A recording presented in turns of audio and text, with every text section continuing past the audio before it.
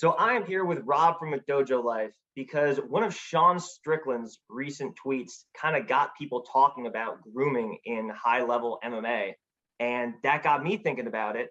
And I went to the one person I know would know something about this, which is Rob. If you've seen his channel, he calls out martial arts fakes and frauds, and a lot of them end up being pedophiles. And today we're talking about child grooming, and we're talking about mainly a slightly related topic, which is grooming a child that you don't actually have a relationship with until they're an adult. And the sticky part about that is that's not technically illegal. And that's probably why we're seeing a lot more of it. We're seeing some high profile cases of people calling it out. Aspen Ladd has been with the same coach since she was a kid, who she's now dating. Rose Namajunas has been with the same coach since she was a kid that she's now dating, obviously very famously Pat Barry. Rob, do you think this kind of thing is a wider problem in martial arts and combat sports, or are we just seeing like a few weird high profile examples and making assumptions? It's just a very strange thing because you're talking about such a specific thing. And when we were talking the other day about it, it really got my wheels turning because I was trying to think of more cases where that happens. And I think that you wouldn't actually hear about cases like this unless they were high profile, because I think a lot of people would turn a blind eye to that. Obviously, with these particular cases that we're talking about today, there's a lot of unknowns. Like, there's plenty of stuff we don't know about those cases. But at the same time, it is a little fishy that you decided to start dating the same child that was your student and now has become an adult. Now, once they both become legal adults, obviously they're allowed to do whatever they would like to do. But I think the real major issue isn't necessarily that. I think the major issue is when they don't wait and then they act on that. Like that is obviously a much more intense issue. And it's hard because there are the cases are sticky where you don't really know. Like, according to Pat Barry, he started dating Rose Namajunas when she was 15, which that's pretty bad. And then there's also other cases, like you told me to look up the Kayla Harrison case. And for those of you that don't know, Kayla Harrison was sexually abused from at least the ages of 13 to 16, but I think she mentions it starting at 11. And to quote her, when her abuser was finally sentenced to prison, it was bittersweet because, after all, this was the man that Kayla for years had assumed she'd marry after she turned 18. So if this guy didn't get caught, would she have actually just married him? And then it would be a case of we can't prove anything and adults can make their own decisions. Absolutely, he would have not been caught. And that's the crazy thing.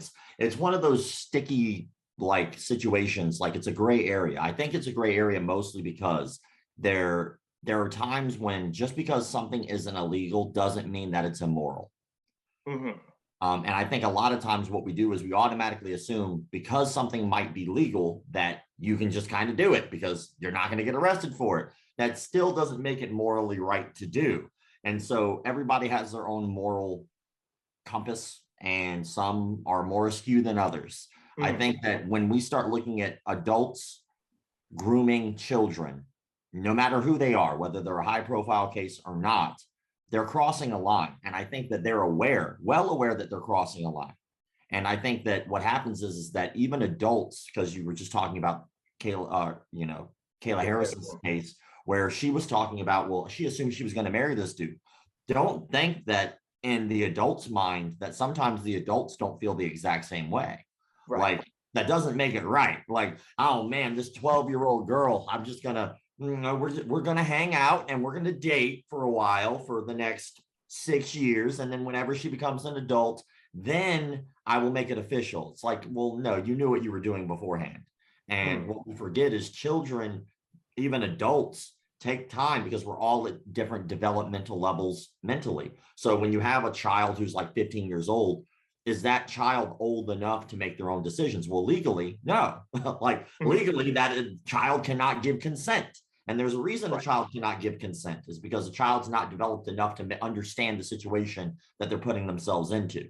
Now, on the other hand, the adult does know the right and wrong, should know it at least. And if they choose to cross that line, well, there are legal repercussions that should happen.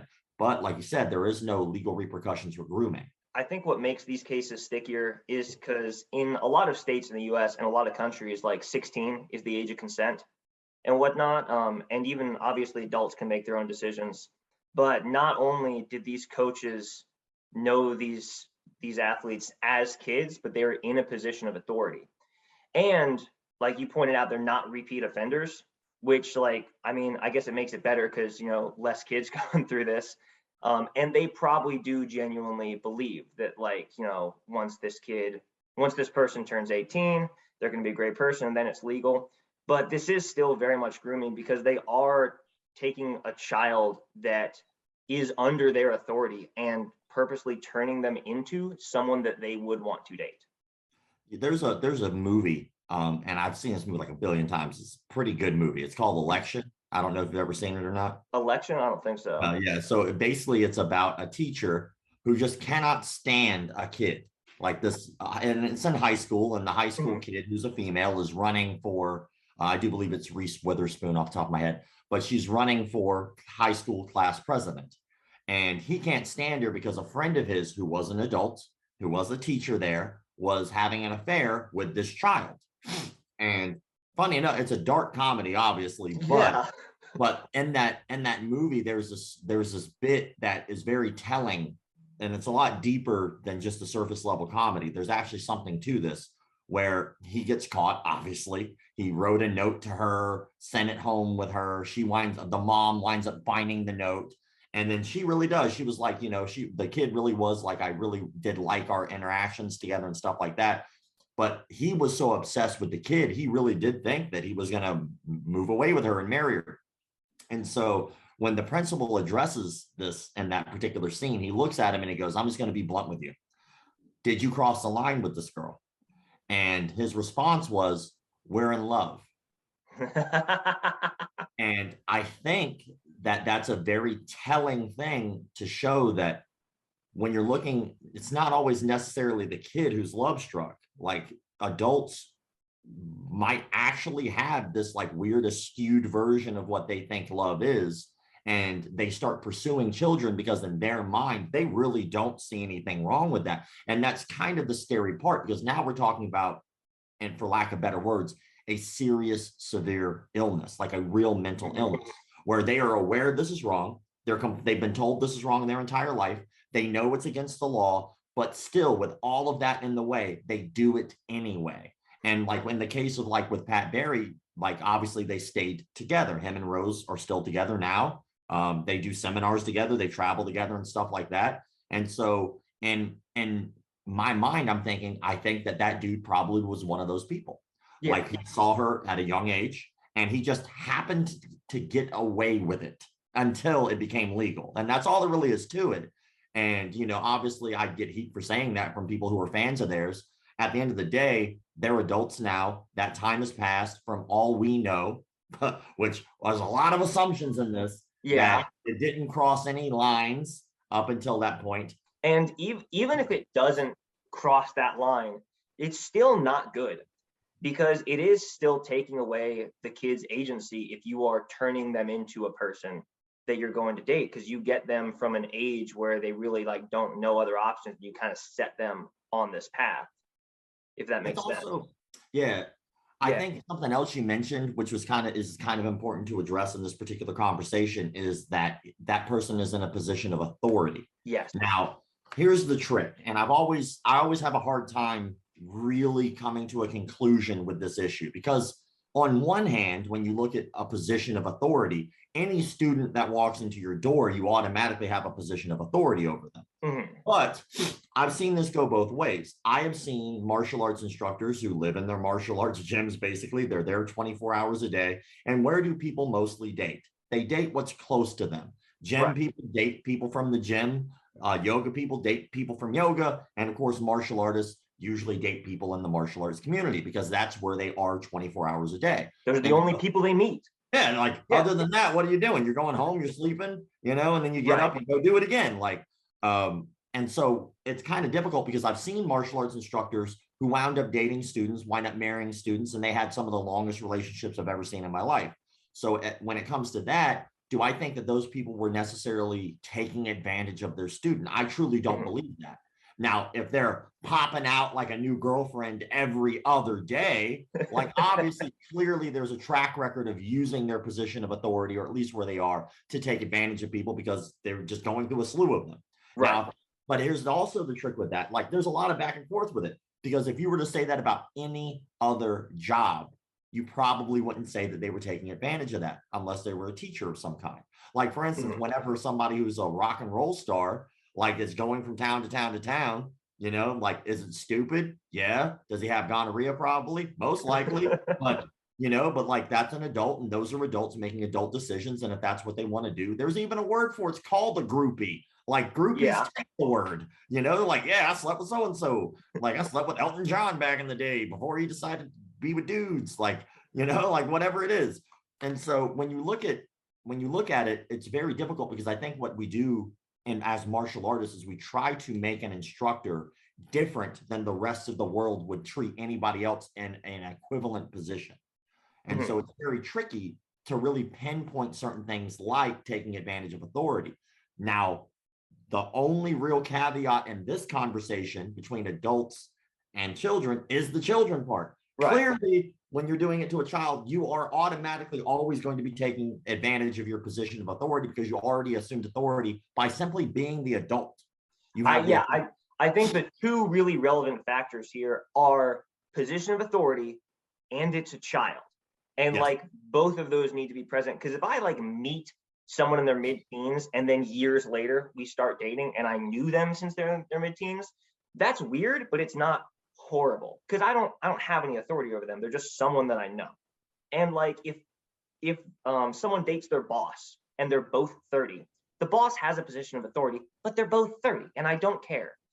But when somebody has a position of authority over a child, and then they start dating, that's where I think the problem is, because that person can tell that child what to do, and it's a lot easier to groom a 12-year-old than a 30-year-old. But it's a lot easier when they're 12. I haven't been trying to groom people. So yeah, I haven't experimented. I'm assuming. I'm glad it's an assumption. You had like a real conviction there. Yeah, as much as I love scientific experiments on this channel, I'm not gonna do that one. Yeah, hard pass on that one. That would be weird. Make an assumption. And I don't normally tackle topics like this, like these kind of social issues or criminal issues, until it starts getting to the higher levels of combat sports. And we're seeing a lot of weird examples, like, and I think you looked this up, so correct me if I get any of these wrong, but I'm pretty sure Aspen Ladd has been with the same coach since she was 14, who she's now dating. Antonina Shevchenko has been with the same coach since she was 12 at the oldest, who she's now married to. Rose Namajunas was 14 when she started under Pat Barry. They're now in a relationship. And most of these things, like, how many do we not know about? Because these are weird scenarios, and like at least 2 out of 3 on this list do not talk about it. Like they don't advertise it. They don't like talk about the relationship coming up. Really, only Rose Namajunas and Pat Barry have. Well, I think they're the ones that get the heat. They're just the ones that get the heat. I think that they're kind of put in a position where they're almost forced to talk about it. I think that kudos to them for taking the time to actually speak about it, because without using your voice, people will just assume whatever they assume. And when somebody like Pat Barry says, yes, we've been dating since we were 15, and then Rose has to run that like audible, like, no, it wasn't 15. It was like to try to make it better, because she understands he can get in trouble for that. That goes to show you that he didn't care that they were dating when they were 15. She did.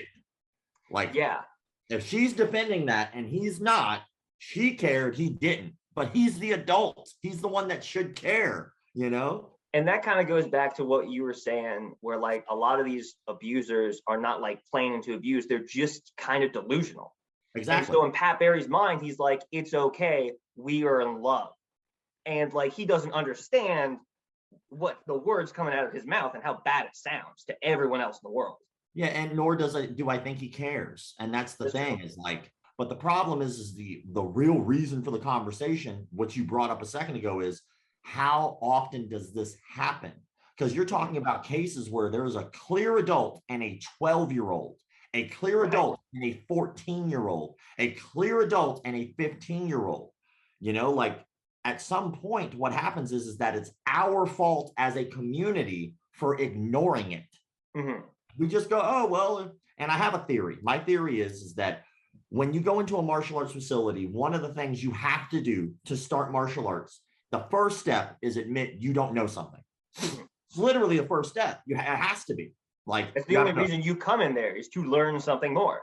Yeah, because anything like that's step one of learning, And so when you walk into a martial arts facility, the very first thing you've done is said, I don't know this, but I trust that you do. Mm-hmm. And so the skill that we're trusting them with is a skill that you can walk into almost any federal prison and get, which is how to beat people up. Violence. Yeah. Like, can you be violent and teach me how to be violent? I would love that. I'm not saying be overly aggressive. I think that violence is one of those things where it is a necessity whenever it comes time to being able to use it, like a tool, right? Mm-hmm. It's one of those things that it's almost a necessity whenever it's brought to your front door. Like, well, do you have the capability of violence? You don't. That guy does. Now you're murdered. Congratulations, you suck. All right, now you're dead. All right, so when it comes down to it, it's a skill that you have to acquire. Like, just like anything else, you have to learn the techniques. So when you walk into that door and you've already admitted you don't know something, this person does. I'm assuming that's why I showed up. I'm going to find out. Well, step 2 is very important to the grooming process because you're almost putting yourself in that position. The second step of that process is I have to now give you authority over me. I have to. If you don't, like, you're just the douchebag in class all the time. I don't believe you. That doesn't work. You suck. Like, you're never gonna, that you have to, like, in some way say, you know what, even if 1 out of every 10 things they teach isn't for me, those 9 things I have to assume that this person knows that work and are capable of doing them. Well, I want to learn how to do that. And the only way to do that is to shut up and to listen and take the information in. I have to give that person authority over me.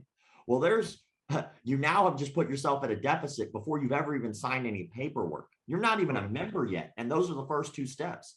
Then the third one, which is one that I think a lot of people screw up, they can beat you. They're better at this skill than you are. Now, if I walk into like a Bob Ross? Is that the dude, the painter dude? That's the painter dude, yeah. I would never be worried about asking him questions or questioning what he was doing because I don't think that curly-headed bitch could beat me up. All right, I just don't. But you might hold your tongue when it comes down to other things because you automatically are assuming that this person has the capability of hurting you. And some gyms put that as like a marker of pride that if you start like kind of stepping out of line, they'll send the enforcer on you. We all know what that is. Training, right? Yeah, we all know who the enforcers are in any gym. You can usually see them. Yeah, like they're terrifying people. That's the whole point of them being there. And so now you're holding your tongue and worried to be able to speak up. If all 3 of those match up, you basically are just a step away from a cult. Like you're a step away. The only thing missing is the intent of the leader at that point. They now have complete control over you, and at least in that little time frame. And so now what they do with that information is up to them. And so when we're looking at the cases like these, like it's a 14, let's start with the 12-year-old because that's more egregious in my opinion. Obviously, the older they get, the more wherewithal they're going to have. So you have this 12-year-old kid who most likely is needing to learn martial arts for a specific reason. I know I did when I started when I was 12. I was getting the living shit beat out of me all the time, and it sucked. I knew I didn't know how to fight. So that was the first step. Next step, I went to a place where I thought they would be able to teach me that stuff, and I automatically gave authority over the instructor over me during that period of time. Then that next step was I knew that instructor could beat my ass, and you find that out through trial and error. Proof is in the pudding. Especially when you're 12. Yes. Yeah, and they're even more terrifying. Now, the last step, and then now you have someone who's groomed someone is what's their intent. So all of a sudden, this instructor goes, man, that 12-year-old's looking pretty good. Let me see if I can cross the line. Now, we were talking about the enforcer thing, right? Sometimes you don't feel like speaking up because you do know this person can beat you up. You do know that there might be consequences to your actions. So a lot of times martial artists students don't speak up about a lot of things because they don't want to rock the boat. Because again, this isn't Bob Ross. He's not painting pretty pictures. He's going to punch you in the fucking face. And so you don't want that. So you might stifle yourself because you're literally scared of this person, whether you want to admit it or not. And then all of a sudden, they start crossing the line just a little bit. And now with an adult, obviously an adult might have a little more wherewithal to speak up, but plenty don't. I cover stories all the time where they don't. Abuse Yeah. happens for years. With a child, now times it by 10 how hard it's going to be for them to speak up. And then over the long period of time, still being in that environment all the time, always in this environment. Well, can I speak up? Well, I don't want to get beat up and I don't want to get hurt. And I know they could still hurt me. And no matter how long you train, they're still training just as long. So if they were already there for 20 years before you, 10 years before you, 15 years before you, if you get 10 years experience, now they just have 10 more years experience. Right. So usually your instructors just kind of get better as you get better too. So they always, for some reason, can beat your ass. It's a magic trick. All right. But that's kind of the process. You kind of already set yourself up when you put a child in a martial arts studio. You've already kind of set them up at so much of a deficit that by the time it's time for them to speak up, they're terrified to do it. Even adults are terrified to do it. And that's kind of the problem. That's how this process works. And so it's, the only difference between a cult, and I say this all the time, a cult and a good teacher is the intent. If it's to benefit the teacher, it's a cult. If it's to benefit the student, it's a school. That's it. That's the only difference.